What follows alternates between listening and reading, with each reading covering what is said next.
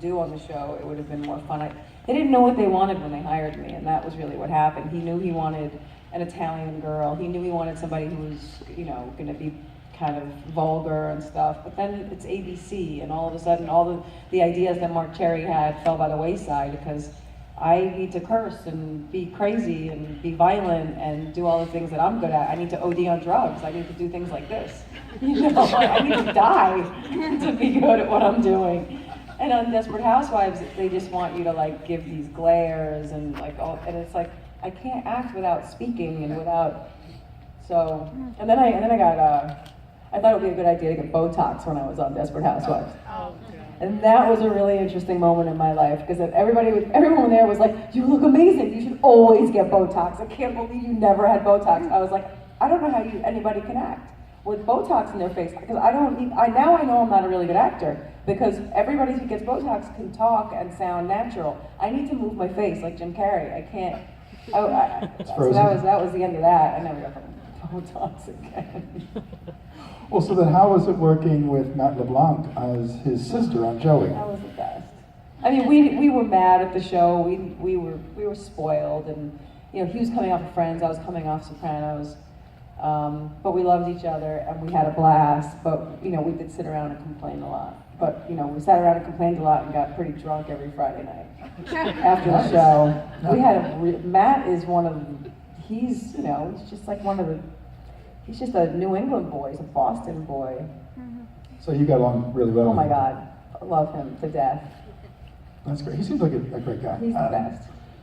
And then what about when you were on Sons of Anarchy? How was that cast? Oh, they were awesome too. I mean, I wasn't there as much as I was with Sopranos. I was in and out. Until the 7th season, right? When you were. Yeah, they had a lot of me down so I wouldn't travel. But because I would go between New York and LA so much, and I think I was always pregnant when I was doing something. I was pregnant when I started the show. No, I just had a baby when I started the show. That's why I just agreed to do the pilot. It was kind of like Sopranos.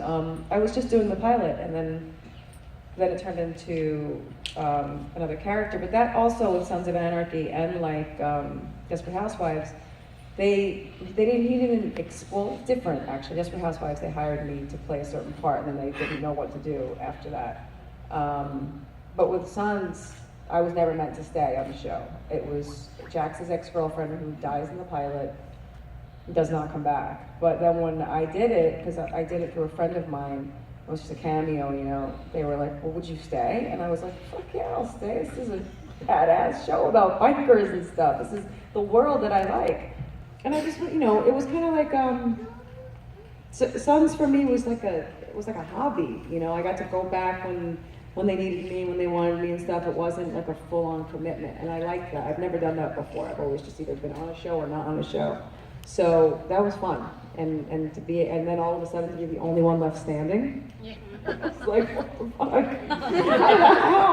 The junkie, me, the one who's not really on the show that much, I'm the only one left standing. I was like, all right, I'll take it.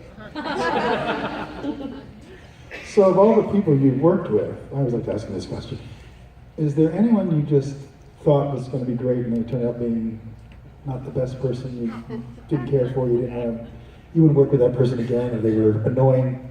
You were really taking what I said to you earlier today.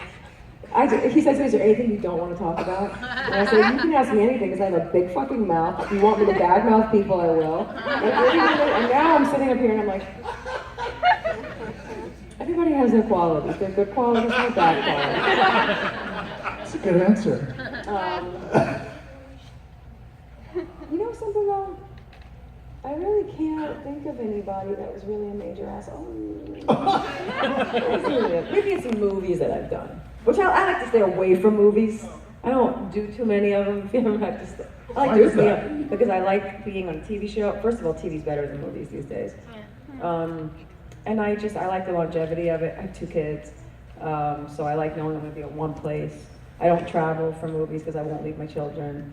Everyone knows it's either New York, LA, or that's it. There's no way I'm going to go anywhere else. And I like having relationships with the same people over and over because, like I said, sometimes you go and you meet these other fucking actors. I mean, actors as a whole, are a bunch of assholes. I mean, they can be. Yeah, then you find individuals that are really awesome. I don't really have many actor friends, so I don't know. Well,